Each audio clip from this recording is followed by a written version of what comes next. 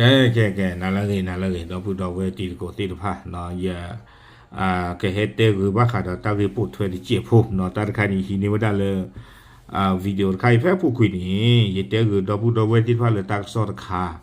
เลยโยสื่อก็บออยู่หาทอไว้ได้เลยตาคลีนครสวรรค์เนาะเฮขอไว้ได้เลิกพบพระตาเปิดตะกป่าเพนนี่เนี่ยเด้อที่ว่าไว้ได้เลยก็บออยู่เลยตะบ้าตาติ่งยาอากาศจับติดผ้านี้เฮเปิดเข้าไปได้เลยอยู่ก็เนาะเลยที่เชื่อก็เชื่อไปนี่คนนี่เด้อเพนนี่ไปที่ว่าเลยอยู่เวกับบอดึกสึเนาะที่ชื่อคือคีบิเฮทอลูเวดาตาเนาะดิสเดตากสอลีเตียเปียวิสุนี่แต่นี่ไงเนี่ยบ้าคาดอเวดาก็เวดาเลยโยสึเลยบ้าคาดกะลีกลาสิพานี่เอาไว้ให้ทอปาพลาเกเวดาเนาะตากิตากรุสิพานี่แต่เจ็บผูกว่าละสิกว่านั้นเนี่ยก็เวดาเลยวาสนานาน่วมเนาะเอาไว้ได้เมเวปามาตากซอมือตะกะเลยเอาไว้บ้าขาดอยู่สื่อมือสี่โบสิพาตากซอเอาไว้รันเราไว้ได้ชุ่มอันนี้หรอแกเลยกันนับอย่างว่า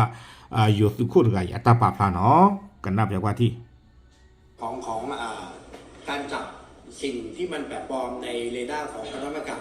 ครั้งนี้เนี่ยก็มันลักษณะการบินเนี่ยบินที่ต่ำกว่าปกตินะครับก็คงเอาเวเตเวดาเลยเรดาร์เลยอยู่สื่อที่เวดาหมดเนาะคอมยออยู่สื่อเนี่ยอุดรอาเรดาเลยกว่าเวดาที่เชื่อก็เชื่อติดว่าที่ว่าเวดาก็บอกอยู่เลยเฮพลาทอเวดาเลยเรดาปูนี่เตเวดาเลยเมเวดาตาปอตาลอละอายุตะคันละอายุพื้ดุมาเนาะเตเวดาบ้าตบาแต่เมก็บอกอยู่บ้าเนาะเตเวดาชิจานี่ก็คงไม่ใช่เครื่องบินแน่นอนนี่แต่เมก็บอกอยู่บ้าแต่เว้ยการประเมินจากกองทัพอากาศเนี่ยก็คาดว่าน่าจะเป็นลักษณะของอากาศยานที่เป็นไร้คนขับหรือว่าเป็นโดรนเตเวดาเลยเอาไว้โยสึแล้วก็ลีสึมาเนาะเอาไว้เตเวดาแต่ยาเวดาเลยคีเนี่ยบ้านตะบ้าก็มีเวดาโดรนเนาะแต่เมก็บอกอยู่บ้าเลยเปิดเท่าเวดาเลยอยู่เรดาปูติดผ่านนี้ซึ่งตัวนี้เราสามารถจับเรดาร์ได้บ้างไม่ได้บ้างและเป็นสีแดงซึ่งอากาศยานครั้งนี้ที่เป็นสีแดงเป็นเพราะว่าเขาไม่มีการขึ้นทะเบียนกับเราไว้นะครับแต่ว่าเอาไว้เตเวดาตั้งละอายุทอดติดผ่านนี้เนาะให้พลาทอเลยเรดาร์ปูเนี่ยเอาโกเนาะเอาโกเอาโคตรตาตอนนี้เตเวดามีกบอยู่มีหรือไม่บางคนเนี่ยบ้านก็มีโดรนเลยเปิดสิญาปะเนาะเปิดสิญาปะเอาไว้เตเวดาจิจานี่เนาะไม่พอมีสิญานี่นะโอเคให้ทอเวดาลาเนาะกรีนเลยเรดาร์ปูเตเวดานี่หมดเนาะถ้าเป็นสีเขียวได้หมายความว่าที่มีการแจ้งเตือนจากการบินเข้ามาแต่ก็ยังระบุไม่ได้ว่าเป็นของฝ่ายใดใช่ครับเอาไว้ปว่ามาตากสอมือเนาะวาสนานานน่วมนี่เด้อตีกว่าเวลาไม่จานนี่ไม่บ้าผืนตรงนี่เด้อเวดามือจานนี่เขาปฏิญาณแต่บ้าบ่ไม่ยาปฏิสิญญาบ่ไม่ยาไม่อาเกมัตกะอัดรงเลยเจจานี่หมอไม่เอาไว้แต่เวดาไม่ปฏิสิญญาหลอตีบ้าไม่อาเกมันตาตาเลยไม่ว่าเป็นของชนกลุ่มน้อยเองหรือของพม่าก็ไม่รู้ของพม่าในกลุ่มจะไม่ใช่ครับเขาไม่ใช้เอาไว้วาสนานานน่วมสีกว่ากันดอกอ๋อไม่บาข้อนี้มีแต่ไม่กระลุดูอัตตาบานี้บาตบ้าก็ไม่ไปย่ออัตตาเอาไว้เทวดาซาตยากว่าเนาะอยู่สุดไงหมออยู่สุดโคตรไงเทวดาซาตยากว่านี่บาตบ้าดูแต่ไม่ไปย่ออัตตาบาเทวดาเลยตั้งให้ดีเลยกันนับจากว่าเนาะบ้ามดันเลยแต่ไม่ไปย่ออัตตาบาเขาจะมีการประสานงานแล้วก็เรดาร์เนี่ยจับเป็นสีเขียวก็อาจจะเป็นเทวดาไม่ไปย่ออัตตานี่เด้อเอาไว้กูดอตาเสกโลตาเนาะเขาเลยเสกโลไม่วีบล้อนี่เด้อเทวดาเลยเรดาร์พวกนี้ก็เฮทอเวดาเลยกรีนเลยอัลลาเนาะอีนี่เตเฮทออัลลาบะเตเวดาเฮทอละอวออาจจะเป็นชนกลุ่มน้อยที่บินลาดตระเวนเพื่อเตรียมจะดูเราก็จะดูในเรื่องของความหลากหลายเนี่ยวันนี้มาช่วง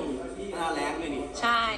เอาเวเตเวดาเนาะวาสนานาร่วมเตเวไม่จานนี่เนี่ยดูบ้าก็มี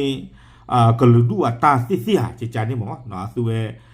หาอยู่ชะตาดีเนี่ยหมอเนาะมีเพลตดูเลยคนเนี่ยดูเลยโยสุตกปาแต่สิ่งยาเวดาชิบาดโยสุคุระเทวดาบ้านเลยสัตย์เทวดาเดเซอร์ต้องใครคอตายโยท่อลีเทวดาจิจานี่หมอความยอตายโยท่อเซอร์ตอนนี้ดูบ่ออกบาหรอเนาะเลย